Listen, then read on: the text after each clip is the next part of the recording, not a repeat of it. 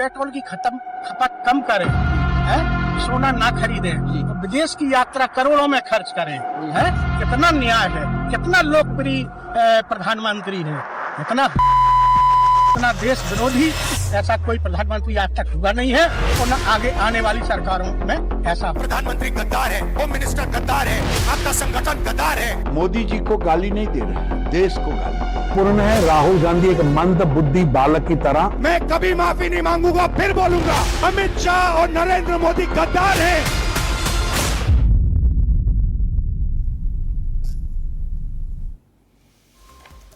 नमस्कार, मैं शेखर त्रिवेदी। देश की राजनीति में कुछ बयान ऐसे आते हैं जो पूरे देश में चर्चा का विषय बन जाते हैं। जब बयान किसी बड़े और संवैधानिक पद पर बैठे हुए व्यक्ति की तरफ से आता है और यह भी और भी ज्यादा गंभीर हो जाता है।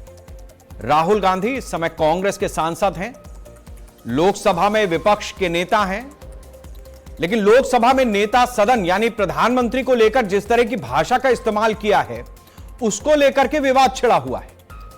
राहुल गांधी की तरफ से प्रधानमंत्री नरेंद्र मोदी और गृहमंत्री अमित शाह को देश का गद्दार तक कह दिया गया। रायबरेली में 2 दिन के दौरे पर पहुंचे राहुल गांधी ने मोदी और शाह को लेकर ऐसा बयान दिया जिसके बाद पूरे देश में सियासी घमासान मचा हुआ है। यह बयान इसलिए और भी ज्यादा मायने रखता है क्योंकि जिस समय राहुल गांधी ने बयान दिया उस समय देश के प्रधानमंत्री विदेश के दौरे पर। यह सार्वजनिक मंच से देश की जनता के द्वारा चुने हुए प्रधानमंत्री के लिए राहुल गांधी ने जिस तरह की भाषा का इस्तेमाल किया उसको लेकर बीजेपी ने सख्त ऐतराज जताया है।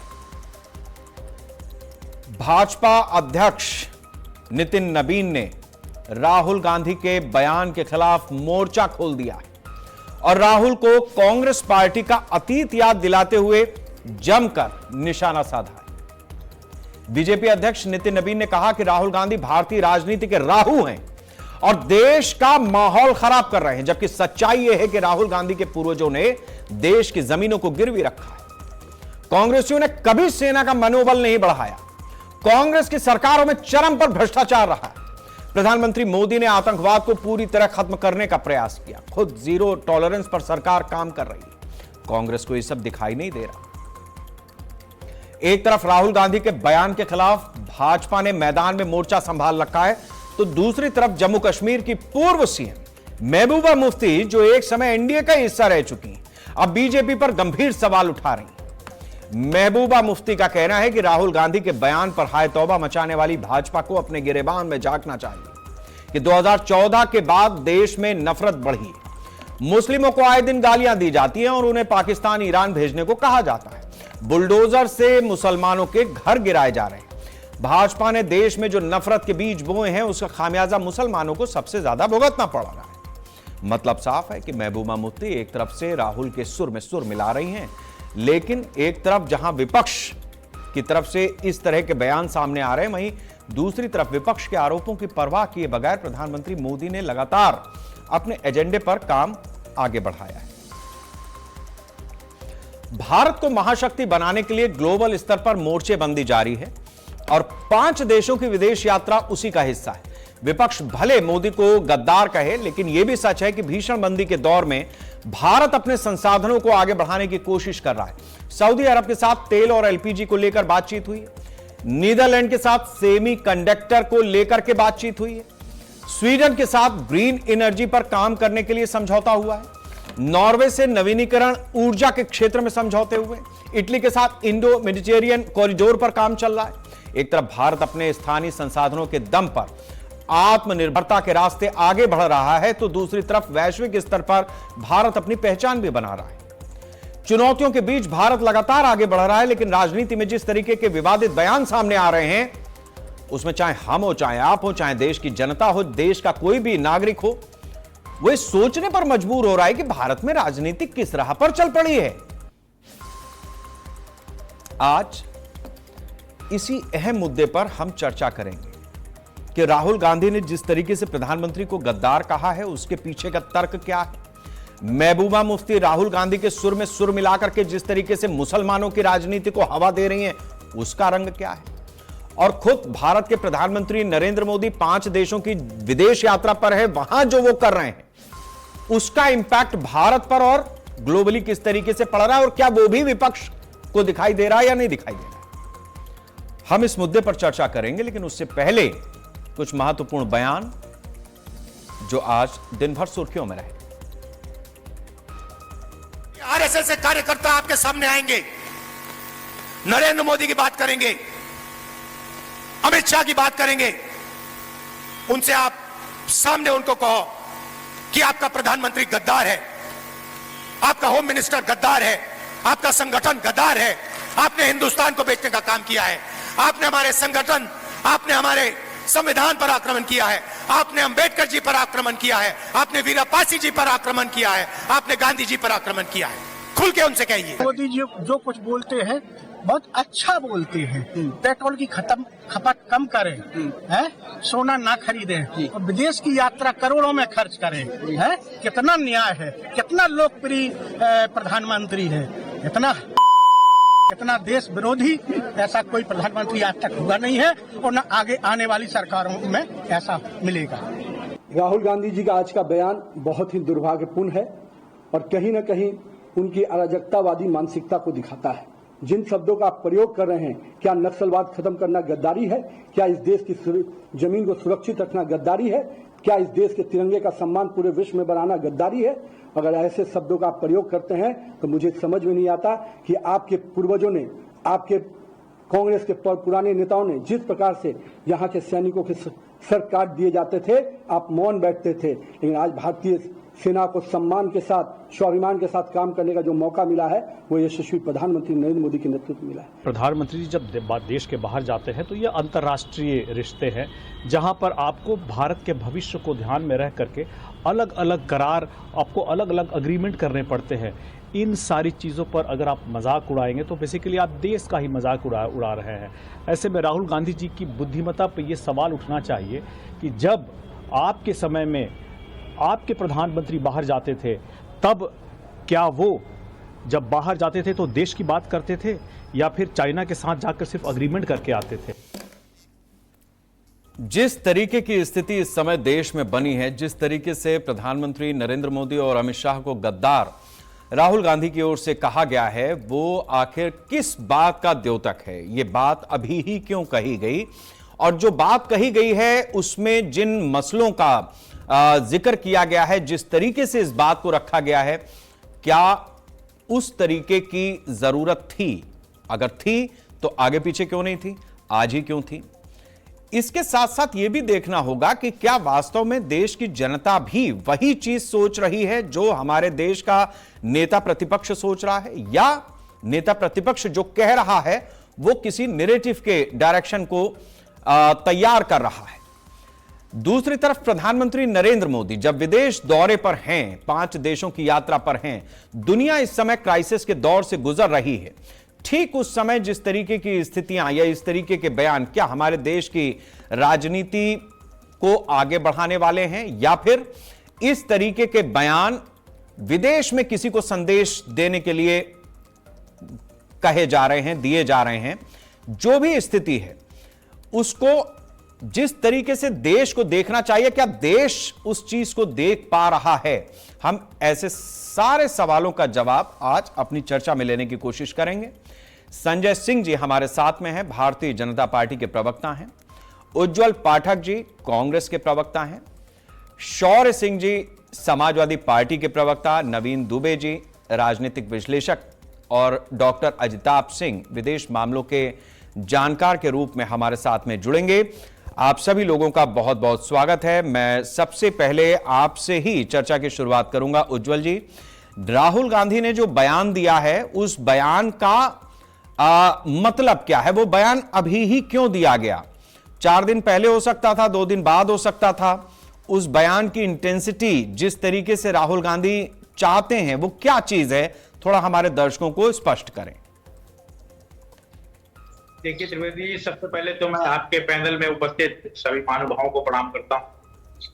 देखिए, आज माननीय नेता प्रतिपक्ष राहुल गांधी जी ने जो बयान दिया है, मैं कहीं ना कहीं उसका पूर्णतः समर्थन करता हूं और देश की जनता को बताना चाहता हूं कि राहुल गांधी एक ऐसे नेता हैं जो आज नीट पेपर की बात कर रहे हैं, देश में पेट्रोल, डीजल, खाद्यान्न सामग्री की जो क्राइसिस है उनकी बात कर रहे हैं, और प्रधानमंत्री नरेंद्र मोदी एक ऐसे नेता हैं जो अपनी जवाबदेही से मुकरते हुए और अपनी पूरी गैर जवाबदेही और गैर जिम्मेदाराना जो रवैया रहा उसका ठीकरा जनता पर फोड़ते हुए आज विदेश यात्राएं कर रहे हैं।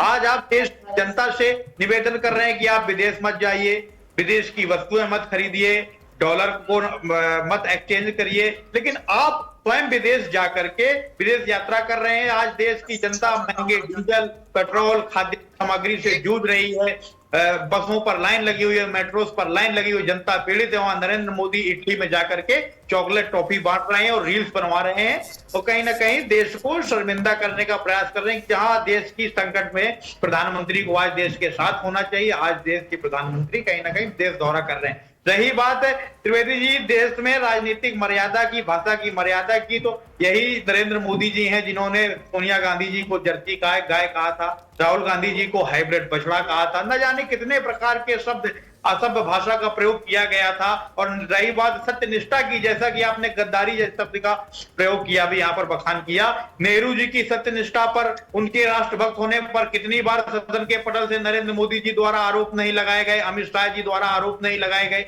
या सार्वजनिक मंचों से भाजपाइयों द्वारा कांग्रेस पार्टी या उनके नेताओं या स्वर्गीय राजीव गांधी जी, इंदिरा जी के ऊपर उनकी सत्यनिष्ठा पर, निष्ठा पर सवाल नहीं उठाए गए।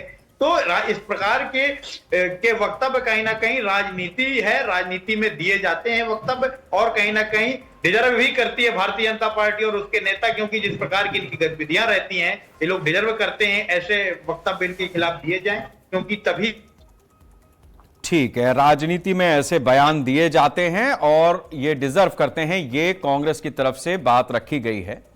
मैं शौर्य सिंह जी आपसे ये समझना चाहूंगा कि जिस तरीके से आपके भी एक सांसद हैं, उन्होंने जो बयान दिया बीते दिनों और जिस तरीके की भाषा का इस्तेमाल उसमें किया गया, हालांकि उससे समाजवादी पार्टी ने अपना पल्ला झाड़ लिया, बाद में अखिलेश यादव ने उससे अपना इत्तेफाक नहीं रखा, लेकिन फिर भी मैं समझना चाहूंगा कि इस तरीके के बयानों को सामने रखने की आवश्यकता क्या थी, या फिर यह है कि डेंट मार करके निकल लो, एक राजनीति का ये भी आजकल चलन ही है, तो इस तरीके की स्थिति है।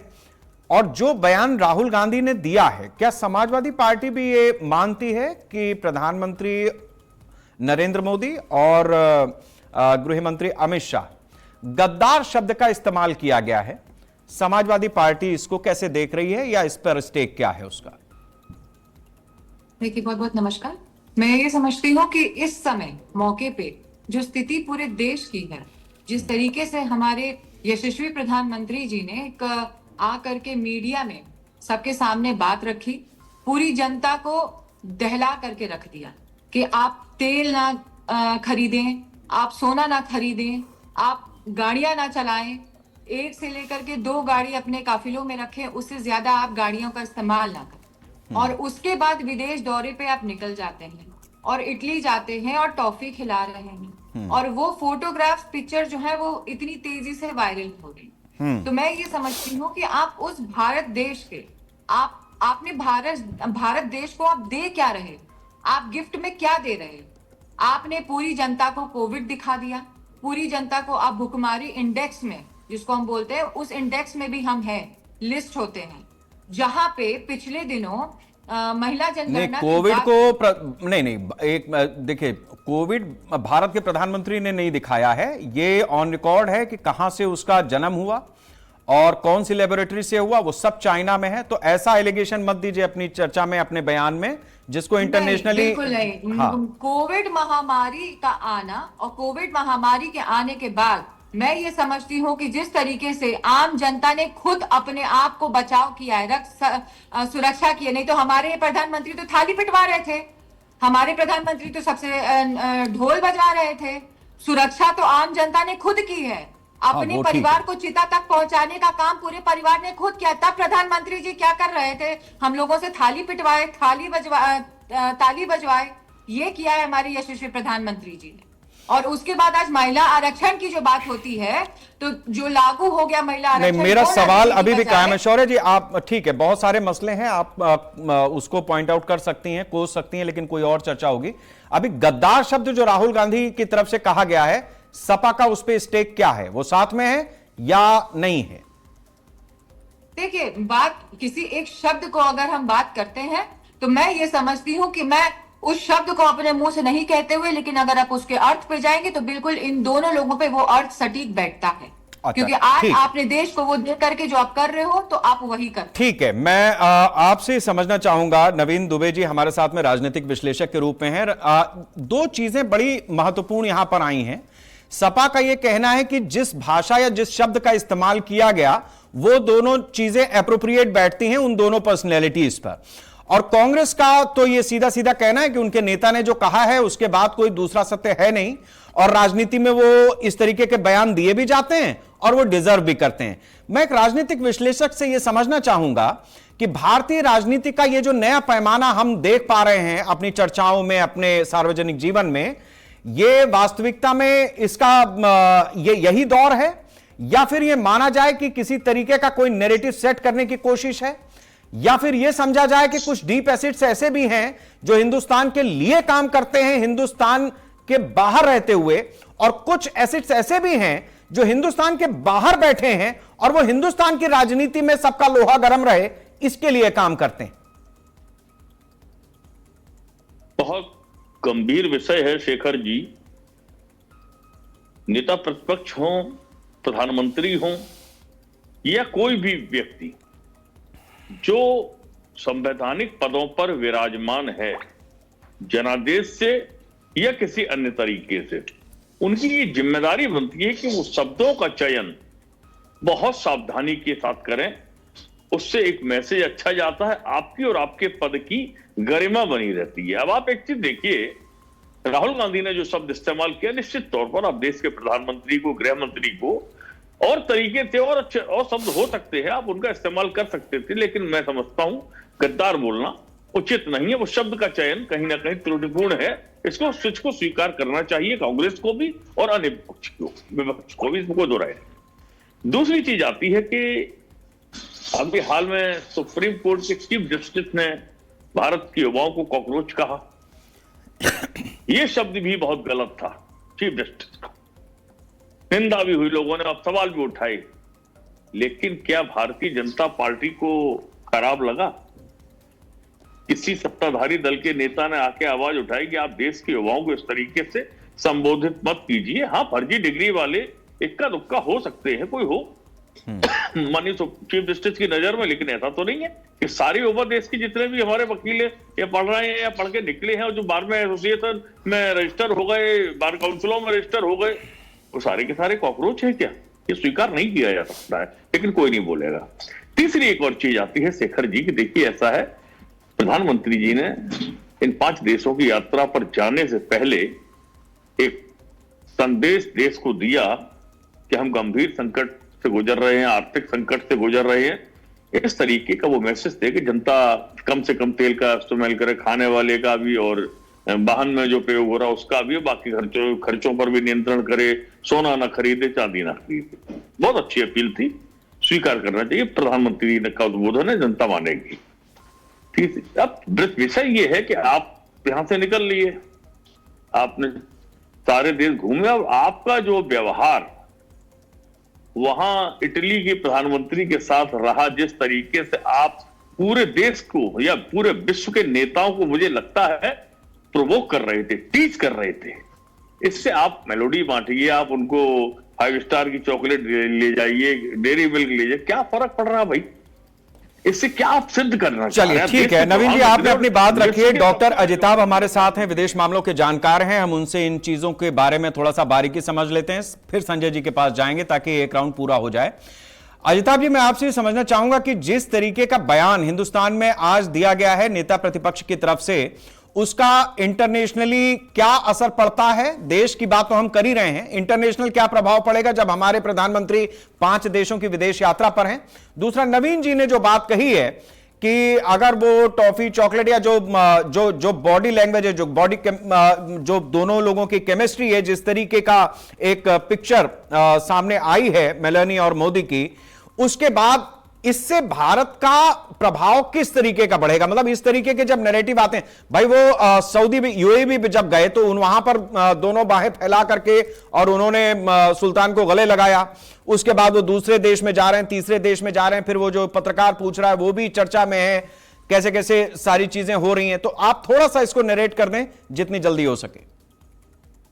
देखिए शेखर जी, बहुत अच्छा आपने पूछा। सबसे पहले तो ये भारत का भाव बढ़ा इंटरनेशनल और नेशनल, वो तो उससे पहले देख लीजिए कि स्टॉक मार्केट में जो कंपनी खास करके है उस कंपनी का भाव बढ़ गया। हालांकि वो मिस्टेकन आइडेंटिटी का मामला है, क्योंकि यहाँ पे जो पार्ले इंडस्ट्रीज है उसका स्टॉक मार्केट 5% बढ़ गया, जबकि कंपनी ये पार्ले प्रोडक्ट्स है जो स्टॉक मार्केट में लिस्टेड भी नहीं है। तो एक तो देख लीजिए उसका प्रभाव कैसा हुआ। दूसरा, ऑन ए लाइटर नोट, हमारे विपक्ष के नेता का ननिहाल है, वहां अगर पक्ष के नेता गए हैं तो ये तो खुशी की बात है कि रिश्ते को और बढ़ाना और उसको गहराना है। तो मुझे लगता है कि इसमें अच्छाई ही है, कोई बुराई तो दिखती नहीं है। तीसरी बात, जो भारत की छवि की बात है, निश्चित रूप से प्रधानमंत्री का 5 देशों का दौरा, और जैसा आपने गिनाया कि ये जो ऊर्जा संकट हम जिस तरह से है और आर्थिक संकट है उससे निवारण में एक अच्छा प्रयास है और ठोस प्रयास है। आज देख लीजिए पूरे विश्व में तेल के दाम जिस तरह से बढ़े हैं, और कंपेयर कर सकते हैं हम अपने पड़ोसी देशों में भी और विदेशों में भी। फॉर एग्जांपल, फ्रांस में अभी 228 रुपए पर लीटर तेल हो गया है, जबकि भारत में मैक्सिमम अगर कहा जाए तो 110 रुपए। मतलब अगर इंक्रीज की बात की जाए तो कंपैरेटिवली कम है। ये ऐसी महामारी, आर्थिक महामारी है जिससे कोई अछूता नहीं है। ऐसे में ये प्रयास करना, अल्टरनेटिव फ्यूल की, ग्रीन एनर्जी की बात करना, आर्टिफिशियल इंटेलिजेंस का प्रयोग, टेक्नोलॉजिकल एडवांसमेंट को अपनाना और विदेशों से इन्वेस्टमेंट अट्रैक्ट करना, ये तो समय की मांग है। और हमें तो इसमें चीन से बहुत कुछ सीखने की जरूरत है। चीन ने जैसे लो और मिड रेंज के प्रोडक्ट का निर्माण करते करते आज हाईटेक में पहुंच गया और पूरे दुनिया में अपनी व्यापार का देखिए 1.2 ट्रिलियन डॉलर की उसकी ट्रेड सरप्लस हो गया है। और जिस तरह से उसने अमेरिका से लेके अफ्रीका तक हर जगह अपना लोहा मनवा लिया है, क्या भारत ऐसा नहीं कर सकता है? हमें इन चीजों पे जो खास करके टेक्नोलॉजी के, अगर हमें किसी से कुछ सीखने को मिल रहा है, और भारत तो भाई पूरी दुनिया में भारत के हमारे जो पढ़े लिखे युवा हैं उन्होंने अपना डंका बजाया है। आप देख लीजिए, एप्पल की बात कीजिए, माइक्रोसॉफ्ट की बात कीजिए, हर जगह तो उसका। और देखिए प्राइम मिनिस्टर की विजिट का एक और मैं खास बात मैं बताना चाहूंगा कि जिस तरह से सॉफ्ट पावर का इन्होंने यूज किया, प्रवासी भारतीयों से हर जगह जाके मिले हैं, और आज दुनिया में 3.5 करोड़ प्रवासी भारतीय हैं, उनको साथ लाना, उनको देश से जोड़ना और अपनी संस्कृति और सभ्यता का प्रचार प्रसार और उससे इन्फ्लुएंस करना, इसमें मुझे तो कुछ निगेटिव तो नहीं दिखता है, मुझे तो पॉजिटिव है। यस, जो अभी विकराल समस्या है, ऐसे में राजनीतिक, चाहे इरेस्पेक्टिव ऑफ पार्टी, उनको भी समझना चाहिए फिजूल खर्ची रोकना ही होगा। इससे कोई बच नहीं सकता। और ऐसे में अगर कुछ पार्टीज इस तरह का बोलती हैं, कथनी और करनी में अगर अंतर होता है तो ये दुर्भाग्यपूर्ण है। उसकी कोई भी उसको वर्तनासना ही की जाएगी, उससे कोई उसको पॉजिटिव नहीं कहेगा। ठीक है अजिताभ जी, आपने अपनी बात रखी है, हम इस चर्चा को आगे बढ़ाते हैं। और मैं अपने साथियों से अनुरोध भी करूंगा, जो तकनीकी साथी हैं हमारे, कि अब थोड़ी देर आवाज बाकी पैनलिस्ट की रोक करके रखेंगे, क्योंकि संजय जी अपना पूरा समय लेंगे। और जाहिर सी बात है कि जो प्रधानमंत्री और उनके गृह मंत्री, देश के गृह मंत्री के लिए जिन शब्दों का इस्तेमाल किया गया है, बीजेपी बौखलाई बैठी है।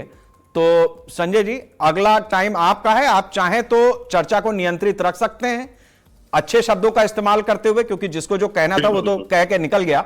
लेकिन अभी चूंकि आपकी बारी है, इसलिए मैंने अपनी बात रख दी, क्योंकि जवाब तो आपको देना ही है जो बात आपके नेता के लिए या देश के प्रधानमंत्री के लिए कही गई है। संजय जी। देखिए शेखर जी, आपको सभी मेरे मित्रों को नमस्कार। ये भारतीय राजनीति में नए प्रयोग हो रहे हैं, ये संस्कारों का खेल है। किसी भी प्रधानमंत्री को आज तक गद्दार नहीं कहा गया है। राहुल गांधी कौन होते हैं गद्दार का सर्टिफिकेट बांटने वाले? वो व्यक्ति जो टुकड़े टुकड़े गैंग के साथ घूमता हो, जेएनयू जाता हो, आजादी के नारे लगते हो, उनके साथ घूमने वाला टुकड़े टुकड़े गैंग वालों के साथ उससे क्या उम्मीद की जा सकती है? देखिए शेखर जी, राहुल गांधी बौखलाए हुए हैं और एक शब्द इस्तेमाल होता है सन्नीपात, तो सन्नीपात के हो गए शिकार। उनको अब समझ में नहीं आ रहा है कि प्रधानमंत्री को पहले चौकीदार चोर कहा, बहुत ढोल लगाने बजाय बिहार के चुनाव में इन्होंने की वोट चोर वोट चोर वोट चोर करके, और ना जाने कितने कितने एलिगेशन लगाए, लेकिन कोई इनका जनता सुनने को तैयार नहीं है और बहुत बुरी हार इनकी हो रही है। अब 22 राज्यों में भारतीय जनता पार्टी की सरकार है तो बौखलाना लाजमी है। आसाम में कुछ नहीं कर पाए, बंगाल में कुछ नहीं कर पाए, तमिलनाडु में बिल्कुल साफ हो गए ये, ले देके किसी तरह से केरल में वो भी इंडियन यूनियन मुस्लिम लीग जो जिन्ना की दुम रह गई देश के अंदर, जो मुस्लिम लीग रह गई है उसकी कृपा से, मुसलमानों की कृपा से इनको सत्ता मिली है और उनके आगे घुटने टेक दिए, सरेंडर कर गए मुस्लिम लीग के आगे कि वेणुगोपाल को मुख्यमंत्री नहीं बना पाए, वहां सतीशन जो मुस्लिम लीग ने कहा इंडियन यूनियन उसको बनाना पड़ा। तो आप इनकी लाचारगी बेचारगी समझने की कोशिश करिए। शिखर जी, मैं एक बात कहना चाहता हूं, देखिए संस्कारों का बड़ा प्रभाव होता है। राहुल गांधी ना तो राजीव गांधी जी की तरह से हैं ना इंदिरा जी की तरह से हैं। अगर मोदी जी को गद्दार बोल रहे हैं तो पहले अपने गिरेबान में झांक के देख लें, आप क्या हो भाई? आपने तो अपने परिवार को नहीं छोड़ा, आपने अपने परिवार से गद्दारी की है। आपने जवाहरलाल नेहरू का नेशन हेराल्ड जैसा जो सम्मानित पेपर था, जो स्वतंत्रता संग्राम में जिसका योगदान रहा था, उसको बेच खाया मां बेटों ने, जमानत पर है। वो व्यक्ति जिसकी नागरिकता संदेह के घेरे में है, तो वो व्यक्ति सर्टिफिकेट दे रहा है, तो जनता राहुल गांधी पे विश्वास नहीं करेगी, बिल्कुल नहीं करने वाली है। राहुल गांधी और बके आए बाएं साएं। देखिए इटली में शेखर जी, आप तो जानते होंगे, आप तो बहुत विद्वान हैं, एक माफिया वर्ड यूज होता है, माफिया वर्ड। तो ये माफिया वर्ड कहां से निकला? इटली से। अमेरिका में शिकागो में भी इटली के माफिया रहते थे। तो राहुल गांधी ये कहते हैं कि हम वैचारिक लड़ाई लड़ रहे हैं, तो राहुल गांधी कोई वैचारिक लड़ाई नहीं लड़ रहे हैं, ये वैचारिक माफियागिरी है राहुल गांधी की। ये मोदी जी और अमित शाह के खिलाफ टुकड़े टुकड़े गैंग वालों को, अर्बन नक्सलियों की वैचारिक माफियागिरी चल रही है। एनओपी है, इतने बड़े परिवार से आते हैं, ये शोभा देता है इनको, ये शोभा देता है। और राहुल गांधी जी को एक चीज और ध्यान रखनी चाहिए, वो मनमोहन सिंह नहीं है, सोनिया गांधी की कठपुतली प्रधानमंत्री अपॉइंटेड। मोदी जी जनता के द्वारा चुने गए प्रधानमंत्री हैं, 3-3 बार उनको मैंडेट मिला है और आपके धज्जियां उड़ा के रख दी उन्होंने विधानसभा चुनाव में। आपको कहीं का रखा नहीं मोदी जी के नेतृत्व में, आप मिट्टी में मिल चुके हो और अभी आप मिट्टी में मिलोगे।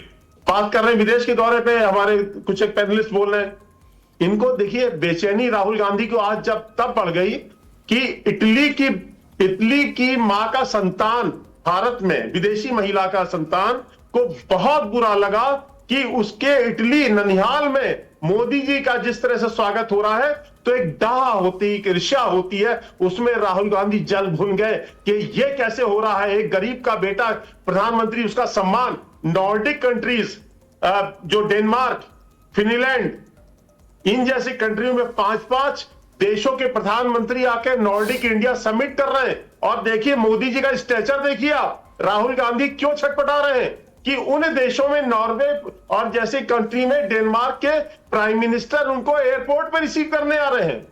अरे आप बकते रहिए, अब राहुल गांधी को नहीं बोल रहा हूं, मैं एक कहावत सुना रहा हूं। ठीक है, मैं एक कहावत सुना रहा हूं। शेखर जी मेरी कहावत सुन लीजिए। हाँ, राहुल गांधी जी के लिए मैं शब्द नहीं इस्तेमाल कर रहा, मैं राहुल गांधी नहीं हूं। कुत्ते भौंकते रहते, हाथी चला जाता है, तो भौंकने दीजिए। मोदी जी देश के लिए काम कर रहे हैं, वो काम करते रहेंगे, ठीक है, पटाते रहेंगे। ठीक है संजय जी, मैं जानता था कि कहीं ना कहीं किसी ना किसी रूप में ये सब आज होना ही है इस चर्चा में। ठीक है, आपने लेकिन फिर भी संयमित भाषा का इस्तेमाल करते हुए अपनी बात रखी है। उज्जवल जी, दो चीजें हैं। राहुल गांधी जब विदेश जाते हैं तो वहां पर वो इंडिया की बुराई करते हैं। अब ये मतलब इसमें कोई शक शुबा वाली चीज नहीं है। वो चाहे सरकार की बुराई करें, चाहे किसी मसले को उठा करके उसका नरेट करें उस चीज को, जब भी वो गए हैं तो मतलब उन्होंने कोई भारत के पॉजिटिव नोट पे कोई चीज नहीं कही है। जो कांग्रेस की राजनीति को सूट करता है या जो कांग्रेस की तकलीफ है, जो भारत में राजनीति में बात होती है, उससे अमेरिका में जाके, कनाडा में जाकर के क्या मिल जाएगा? एक सवाल तो ये है। अच्छा, दूसरा, फिर अब इसका दूसरा पहलू भी है कि जब भारत के प्रधानमंत्री विदेश पे हैं तो यहां कोई ऐसा बयान दे दो जिसकी चर्चा दुनिया में होने लगे। तो ये अल्टीमेटली कांग्रेस की राजनीति क्या है? देश तो हम सबका है भाई, आपके भी 4-4, 5-5 प्रधानमंत्री रहे हैं। आज आप सरकार में नहीं हो सकता कल को जनता आपसे मुतमईन हो, आपको चुन ले, लेकिन जो बयान है वो तो इस तरीके का है कि फर्ज करिए कि कोई संगी साथी कोई सुबह निकले और कोई कांग्रेसी उसको मिले तो दोनों आपस में सड़क के ऊपर कटाजुज कर लेंगे। राहुल गांधी ये तो सोचे कि देश में क्या अराजकता नहीं फैलेगी, इस तरीके के भी तो वो खुद कह रहे हैं कि मिले तो पूछना। अजय मान लो नहीं उसके मूड है जवाब देने का, आपने प्रोवोक कर दिया तो सड़क पर लत्थम लत्ता हो जाएगी। क्या चाहती क्या है कांग्रेस? देखिए शेखर जी, सबसे पहली बात आपने कहा कि राहुल गांधी जी विदेश में जाते हैं, भारत के विरोध की बात करते हैं। राहुल गांधी जी जब विदेश में जाते हैं तो ना तो किसी भी प्रकार का कोई नाच गाने में शामिल होते हैं, ना वो रील बनाते हैं, ना वो चॉकलेट वितरित करते हैं। राहुल गांधी जी जाते हैं, जो विदेश में भारतीय प्रवासी हैं, प्रवासी छात्र हैं, जो यूनिवर्सिटियों में पढ़ रहे हैं, उनसे जाकर के एक संवाद करते हैं, देश की चुनौतियों से उनको अवगत कराते हैं। राहुल गांधी जी नेता प्रतिपक्ष हैं, बतौर नेता प्रतिपक्ष का यह दायित्व है कि वो अपने देश से संबंधित लोगों को देश की चुनौतियों से अवगत कराए। इसके साथ साथ अभी हमारे संजय सिंह जी कह रहे थे, भाजपा के प्रवक्ता, की Modi ji elected prime minister है। संजय सिंह जी, प्रधानमंत्री इलेक्टेड ही होता है, ये इंडिया है, यहाँ चाइना और रशिया नहीं है। तो दूसरी चीज, नेता प्रतिपक्ष भी इलेक्टेड ही है, वो कहीं से आसमान से नहीं टपका है। वो भी सिंह जी इलेक्टेड नहीं थे, दया के उसमें बने थे कठपुतली प्रधानमंत्री, दया से बनाए गए थे वो, ठीक है। मनमोहन सिंह जी इलेक्टेड नहीं थे, माफ करिएगा, मैं मनमोहन सिंह जी की बात कर रहा हूं। उज्जवल जी, आपको मेरी आवाज आ रही है? जी, हेलो, आवाज आ रही? हाँ जी, बोले आप उज्जवल जी। जी, तो मैं वही बता रहा हूं कि राहुल गांधी जी भी इलेक्टेड नेता है, नेता प्रतिपक्ष। पार्लियामेंट्री डेमोक्रेसी में एक महत्वपूर्ण पद होता है, तो कम से कम देश की जनता यदि उनको सीरियस लेती है तो सरकार को भी उनको सीरियस लेकर के जो सुझाव चुनौतियां पेश कर रहे हैं, सरकार को विचार करना चाहिए। यही हमारी मांग थी। और आज राहुल गांधी जी कह रहे हैं, जब मिडिल ईस्ट में क्राइसिस शुरू हुआ था, उसके बाद जब क्राइसिस बराबर रन करना था, तो बार बार सरकार से बोल रहे थे कि सरकार को उचित कदम उठाने चाहिए, सरकार को ऑल पार्टी मीटिंग्स करनी चाहिए, और तमाम हमने मांगे की। परंतु नरेंद्र मोदी और अमित शाह जी गैर जिम्मेदाराना तरीके से पूरे देश को, पूरे देश के पूरे कार्यक्रम। ठीक है उज्जवल जी, आपकी आवाज में थोड़ी सी तकनीकी दिक्कत आ रही है, दोबारा हमारे साथी उज्जवल जी को वापस जोड़ें। शौर्य जी, मैं आपसे समझना चाहूंगा कि जिस तरीके की स्थिति बनी हुई है, कई बार हमने देखा है कि राजनीतिक बयान कई ऐसे आते हैं जो आपकी पार्टी के सर्वोच्च नेता को पसंद नहीं आते हैं। वो कई मामलों पे इस तरीके के बयान जब आए तो उन्होंने अपने आप को किनारे रखा है।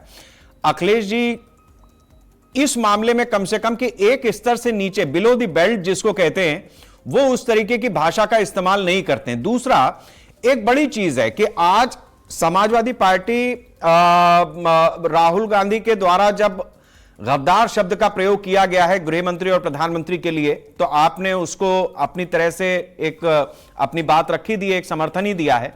लेकिन दूसरी तरफ संसद के अंदर 2019 के इलेक्शन से पहले मोदी जी को दोबारा सत्ता में आने के लिए मुलायम सिंह यादव की शुभकामना का भी एक पूरा जेस्चर है, वो बयान भी ऑन रिकॉर्ड है हिंदुस्तान में।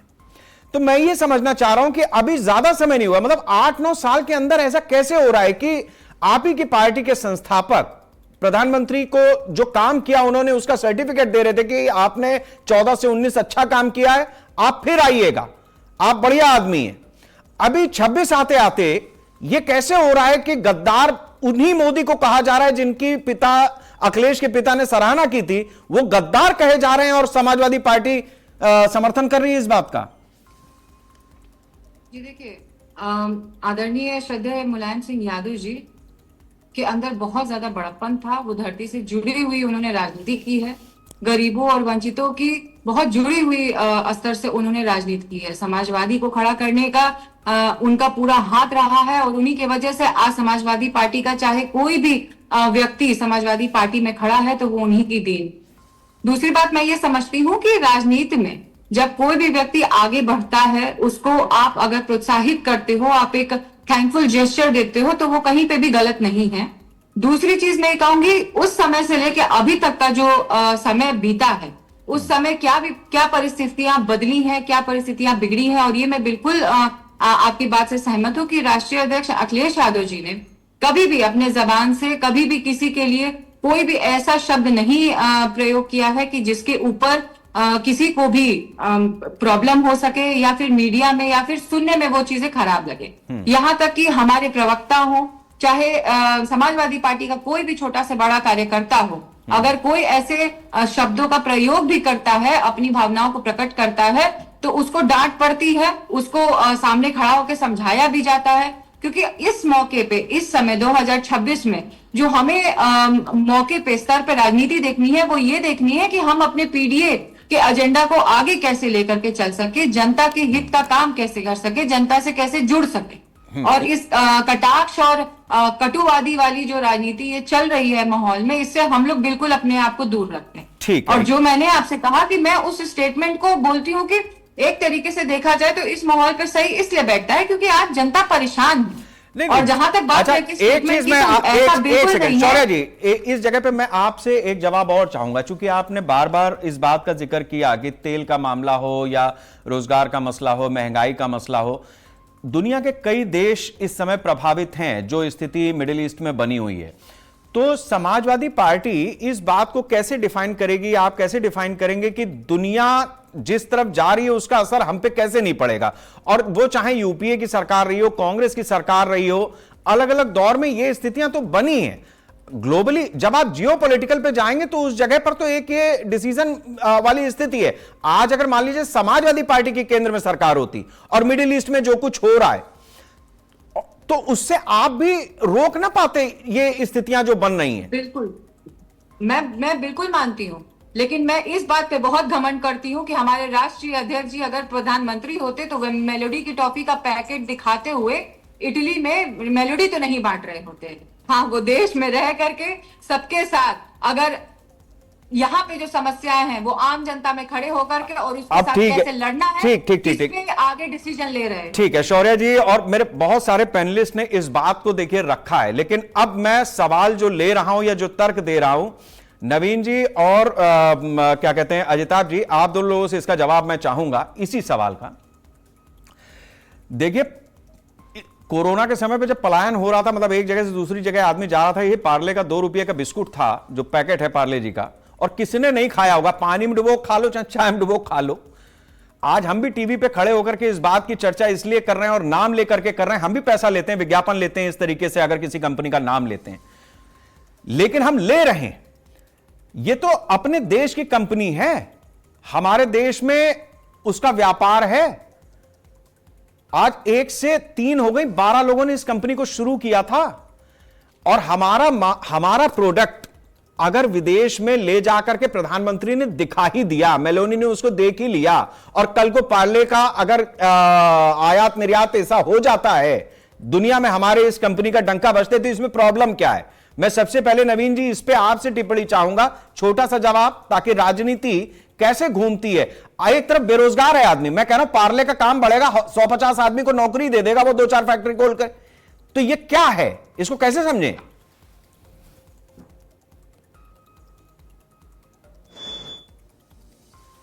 सॉरी, मैं एक चीज बताऊं आपको,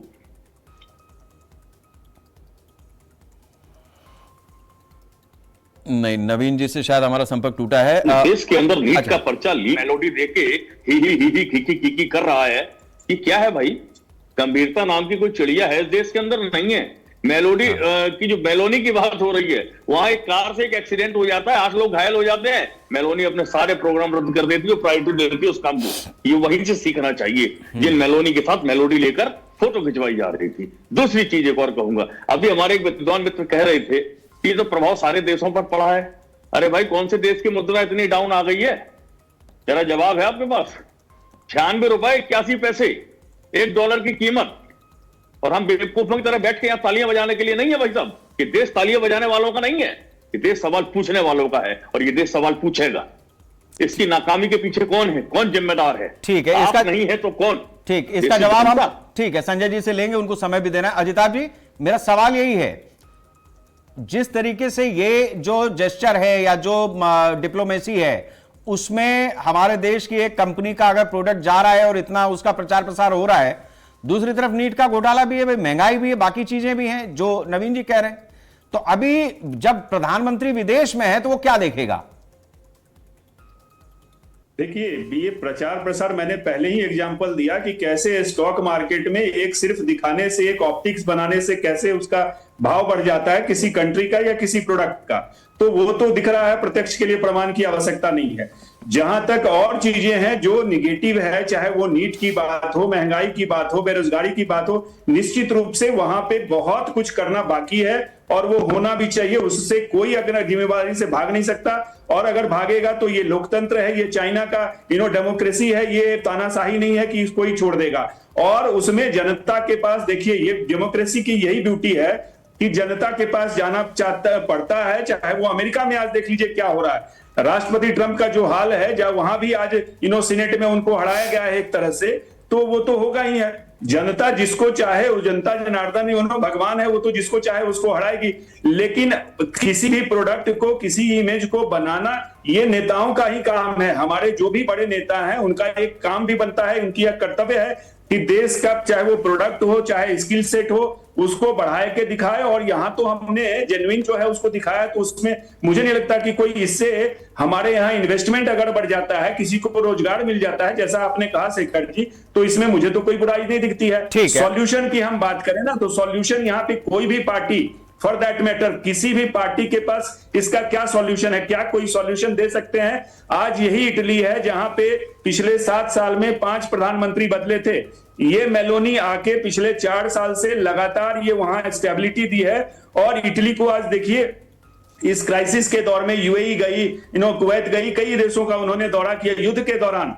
तो ये दिखाता है कि एक पावरफुल एक लीडर है, अगर वो चाहे तो चीजों को बदल सकता है, स्थायित्व ला सकता है। और वो आज के क्राइसिस के दौर में जो शिफ्टिंग अलायंसेस है, शिफ्टिंग कह लीजिए डायनामिक्स है, उसमें तो बहुत जरूरी है कि आप बड़े संयम से और एक अपने देश का जो इतनी विकराल समस्या है, इसमें कैसे बचा के रखें और आगे निकलें, क्योंकि सारे यहाँ पे लगे हुए हैं। देखिए, डिप्लोमेसी में कोई ऐसा नहीं होता, डिप्लोमेसी में सिर्फ इंटरेस्ट की बात होती है। There is nothing called transactional होता है, वो अमेरिका के केस में भी देख लीजिए कोई। तो हमारी बेहतरी के लिए, हमारी आत्मनिर्भरता के लिए जो सही होगा वही होना। ठीक है अजिताभ जी, आपने अपनी बात रखी है। अब मैं संजय जी आपसे 2-3 चीजें रखना चाहूंगा। एक तो ये चीज है कि जिस तरीके से प्रधानमंत्री के लिए एक समय मौत का सौदागर सोनिया गांधी ने कहा था, तो प्रधानमंत्री तो खुद इस बात को कहते हैं कि हम पे फेंको ईंटें, तुम फेंको हमारे ऊपर पत्थर, मैं उससे अपनी इमारत और मजबूत और बड़ी बनाता चला जाऊंगा।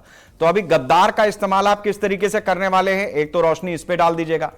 दूसरी चीज यह है कि बीजेपी हाल के दिनों में कोई एक नैरेटिव यह भी सेट हो रहा है कि सरकार सवालों से भागती है, और दूसरा जो महत्वपूर्ण मसले हैं उस पर विपक्ष को साथ में नहीं लेती है, और जनता को सही समय पर सही चीजें बताई नहीं जाती हैं। जैसे नवीन जी ने भी एक बात ये रखी है कि भाई जो पेपर लीक हुआ है, जिस तरीके से हुआ है, 24 में भी हुआ, 25 में भी हुआ, 26 में भी हुआ, लेकिन ये चलती हुई मोदी की सरकार में ना तो इसकी एक्सेप्टेंस है और ना ये टॉलरेट किया जा सकता है कि 2 साल पहले वही हुआ, फिर इस बार उससे भी बड़ा हो गया।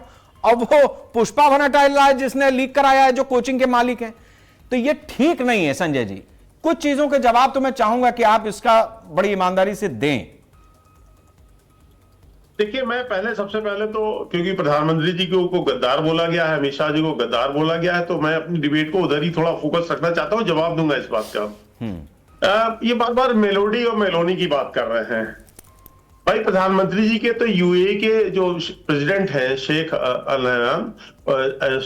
अल जायद, क्या नाम है उनका, एमबीजेड, उनसे, पुतिन से, फ्रांस के प्रेसिडेंट मैक्रो से, ऐसे तमाम देशों के प्रधान हेड ऑफ स्टेट से पर्सनल केमिस्ट्री है।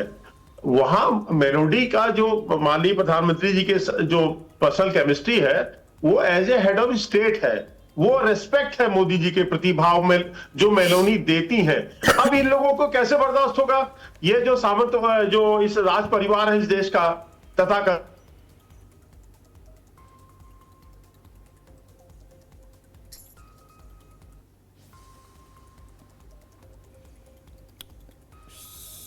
संजय जी से भी हमारा संपर्क टूटा है। संजय जी, आप नेटवर्क में आए, हमें उम्मीद है जल्दी आएंगे। उज्जवल जी, मैं आपसे समझना चाहूंगा कि जिस तरीके से, अच्छा ठीक है, आ गए संजय जी।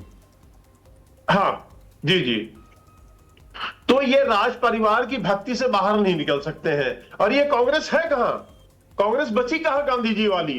ये तो कांग्रेस आई हो गई, इंदिरा आई, अब कांग्रेस इटली वाली आई, तो ये तो कांग्रेस तो खत्म हो चुकी है। ये विदेशी महिला की परिवार की कांग्रेस है, तो ये अब नहीं चलने वाला। देखिए, जनता बहुत जागरूक हो चुकी है, इस देश की जनता बहुत जागरूक है, समझ रही है। और जहां तक मैं, देखिए अभी हमारी बहन शौर्या सिंह ने बात करी, मैं निश्चित रूप से, क्योंकि हम लोग इस तरह के पर्सनल कमेंट नहीं पसंद करते हैं, Akhilesh Yadav ji is far far better than Rahul Gandhi. हमारे अपोनेंट वही है, राहुल गांधी का ही स्टैंड नहीं करते, हमारा मुकाबला सपा से है। बट अखिलेश यादव जी ज्यादा शालीन है, सभ्यता की भाषा इस्तेमाल करते हैं। राहुल गांधी तो टपोरी वाली भाषा इस्तेमाल, मैं क्योंकि हमारे प्रधानमंत्री को कहा है तो मैं इसलिए शब्द बोल रहा हूं, जो सड़क छाप टपोरी टाइप के लोग होते हैं वो भाषा इस्तेमाल कर रहे हैं राहुल गांधी। और अगर वो कह रहे एलओपी है तो ये एलओपी की शोभा देता है। फिर मैं कह रहा हूं कि जो अपने परिवार का सगा नहीं है, जो जवाहरलाल नेहरू की संपत्ति को बेच खाए, वो देश के कहां से हो जाएंगे भाई? सवाल ये उठता है, सवाल बहुत है, जनता सवाल इनसे पूछेगी। हमारे नवीन जी कह रहे हैं प्रधानमंत्री वहां घूम रहे हैं। अरे साहब, सवाल हम भी पूछेंगे आपसे। नवीन जी, आप सवाल का जवाब दीजिए जरा, आप तो बड़े विद्वान व्यक्ति नजर आ रहे हैं। 1978 में डेंग ज़ाओपिंग चीन के प्रेसिडेंट हुए थे, उन्होंने क्या कहा था कि हमें यूरोप घुमा दीजिए, हमें मिलवा दीजिए यूनिवर्सिटी में। और आपके जो तथाकथित महान नेता थे वो क्या कर रहे थे? 1978 से चीन कहां से कहां निकल गया। आज मोदी जी संघर्ष कर रहे हैं देश को आगे ले जाने के लिए। और मैं एक बात कह दूं नवीन जी, आपके मुझे लग रहा है आप कांग्रेस की पार्टी से जुड़े हुए हैं, आपके राहुल गांधी को, सोनिया गांधी को बिल्कुल पसंद नहीं है कि भारत एक शक्तिशाली और समृद्धशाली राष्ट्र बने, क्योंकि आपके इरादे अच्छे नहीं है, आप देश तोड़ना चाहते हैं। क्योंकि राहुल गांधी बार बार फेडरलिज्म की बात की है, तमिलनाडु में जाते हैं तो वहां देश तोड़ने की बात करते हैं, केरल में जाते हैं वहां देश तोड़ने की बात करते हैं। तो राहुल गांधी और सोनिया गांधी, ठीक है संजय जी, आपने अपनी महत्वपूर्ण बात रखी। मैं इसी सवाल के साथ में नवीन जी के पास जाता हूं। ठीक है, मेरे पास ज्यादा समय नहीं रह जाएगा वरना चर्चा में। मैं आपसे जानना चाहूंगा नवीन जी कि जिस, ठीक है संजय जी रुकिए एक मिनट। नवीन जी जो बात कही है ये बड़ी चीज है कि जिस तरीके से कई संजय जी रुक जाइए एक सेकंड। कांग्रेस के कई लीडर्स का इस तरीके का बयान है। खुद सोनिया गांधी ने कहा कि लोगों को सड़कों पर आ जाना चाहिए। आज राहुल गांधी ने भी अपना जो बयान दिया उसमें उन्होंने कहा है कि कोई मिले तो उससे पूछो और जब तक जवाब ना दे वगैरह वगैरह। ये सड़क के ऊपर प्रदर्शन, मतलब कांग्रेस के लीडर्स आए सड़क पर बैठे, प्रदर्शन करें, धरना करें, आम पब्लिक को प्रोवोक क्यों किया जा रहा है?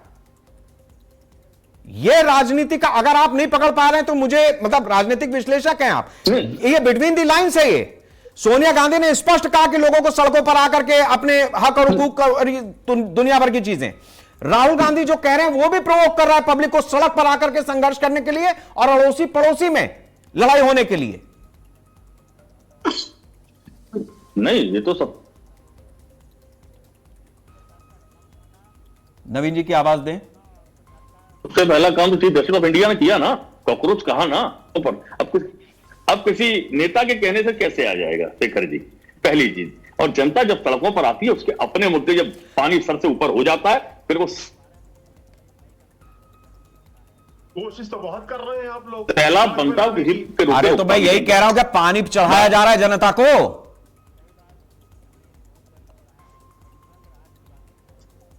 अरे साल हो गए, सुन लीजिए महंगाई कहां है, तो महंगाई दर जरा पूछिए।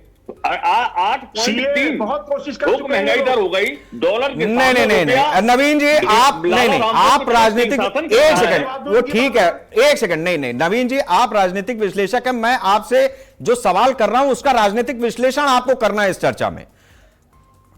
भाई चर्चा हम भी तो नरेट कर रहे हैं ना, मैं आपसे सवाल पूछ रहा हूं कि क्या, मैं तो सीधा बोल रहा हूं। हाँ तो बताइए आप। ये सड़कों पर पब्लिक को क्यों, कॉकरोच वाली बात सुप्रीम कोर्ट ने कहा, सुप्रीम कोर्ट चुनाव लड़ने नहीं आता है, वो कहा, उस पर हम किसी दिन और चर्चा कर लेंगे। मैं ये जानना चाह रहा हूं कि भारत का नेता प्रतिपक्ष, भारत का नेता प्रतिपक्ष भारत के प्रधानमंत्री और गृह मंत्री को गद्दार कहता है और कहता है कि सड़क पर मिले तो उनसे पूछना अड़ोसी पड़ोसी संगी भाजपाई, ये क्या है? ये नरेट करा जा रहा है कि पब्लिक विद्रोह करे? नहीं, गद्दार नहीं कहना चाहिए था, नकारा कह सकते थे, निकम्मा कह सकते थे, बिल्कुल जायज था। आप गद्दार नहीं कह सकते, ये गलत है, गद्दार नहीं कहना चाहिए था। एक और बात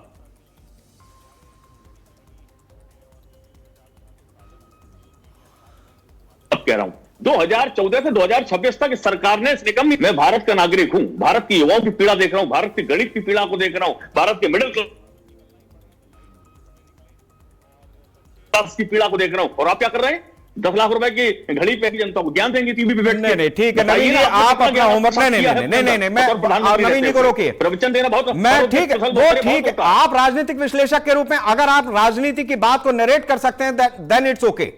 आप अपनी बात जो कह रहे हैं वो पॉलिटिकल लीडर्स के लिए है, आप पॉलिटिकल पार्टी के रूप में हमारे साथ में नहीं शामिल हुए। नवीन जी, मैं पूरे खेत के साथ में इस बात को कह रहा हूं, हमारे प्रवक्ता स्पेशलाइज तरीके से बैठे हैं, ये बात उज्जवल जी कहें, शौर्या जी कहें, हमें समझ में आएगी। राजनीतिक विश्लेषक जो मैं सरकार के लिए नहीं, सरकार की बात नहीं है, मेरा सवाल स्पेसिफिक है। ठीक है, रुकिए अजिताभ जी, मैं आपसे जानना चाहूंगा कि जो बात प्रधानमंत्री के दौरे पर इस समय कही गई है, उसमें आपको लगता है कि इसका कोई इंपैक्ट विदेश में अभी जो दौरा बचा हुआ है उसमें पड़ेगा, या नेशन के अंदर अगर किसी तरीके की उथल पुथल होती है या प्रधानमंत्री दौरा रद्द करके चले आए, इस तरीके की कोई स्थिति बनती है, क्या यह मोटिव उस तरीके की भी है?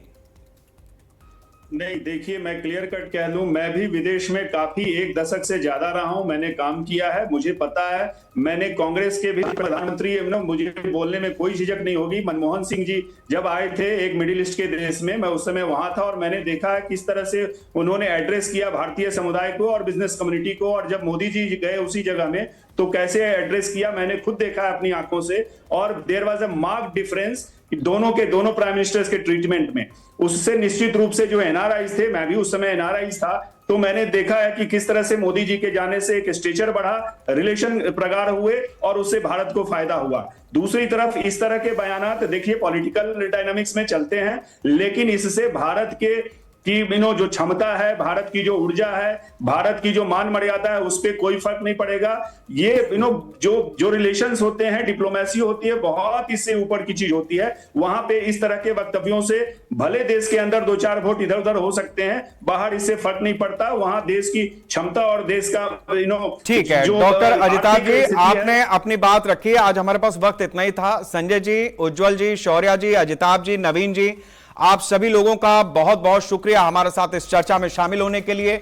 इसमें कोई दो राय नहीं है कि जिस तरीके से प्रधानमंत्री नरेंद्र मोदी इस समय विदेश के दौरे पर हैं और देश के भीतर जिस तरीके की राजनीति चल रही है, जो कुछ उनके लिए कहा जा रहा है, उसका जिस तरीके का प्रभाव होगा वो तो समय के साथ में दिखाई ही देगा। लेकिन अच्छी चीज यह है कि इस गद्दार और देशभक्त दोनों जिस तरीके की बातें यहां पर चल रही हैं, राहुल गांधी ने जिस तरीके के शब्दों का इस्तेमाल किया है, उससे आगे बढ़ते हुए भारत की एक कंपनी को अंतरराष्ट्रीय मंच पर किस तरीके से जगह मिलती है और हम चैनल पर खड़े होकर के जो विज्ञापनों के लिए पैसा लेते हैं और तब वो विज्ञापन दिखाते हैं। आज हमने भी इस बात को रखा है कि अगर इस मेलोडी के पैकेट को प्रधानमंत्री नरेंद्र मोदी मेलानी के साथ में शेयर करते हैं तो पार्ले का हक बनता है कि आज के दिन हम भी उनकी इस टॉफी को, इस प्रोडक्ट को लोगों के सामने रखें और बताएं कि ये वही पार्ले है जिसको डुबो करके बिस्कुट में या चाय में आप जमकर खाते हैं। और मेलोडी खाओ तो जानो आखिर इतनी चॉकलेटी बनी कैसे। नमस्कार। पेट्रोल की खपत कम करें, सोना ना खरीदें, विदेश की यात्रा करोड़ों में खर्च करें। कितना न्याय है, कितना लोकप्रिय प्रधानमंत्री है, इतना देश विरोधी ऐसा कोई प्रधानमंत्री आज तक हुआ नहीं है और न आगे आने वाली सरकारों में ऐसा। प्रधानमंत्री गद्दार है, होम मिनिस्टर गद्दार है, आपका संगठन गद्दार है। मोदी जी को गाली नहीं दे रहे, देश को गाली। दुर्भाग्यपूर्ण है। राहुल गांधी एक मंद बुद्धि बालक की तरह मैं कभी माफी नहीं मांगूंगा, फिर बोलूंगा, अमित शाह और नरेंद्र मोदी गद्दार हैं।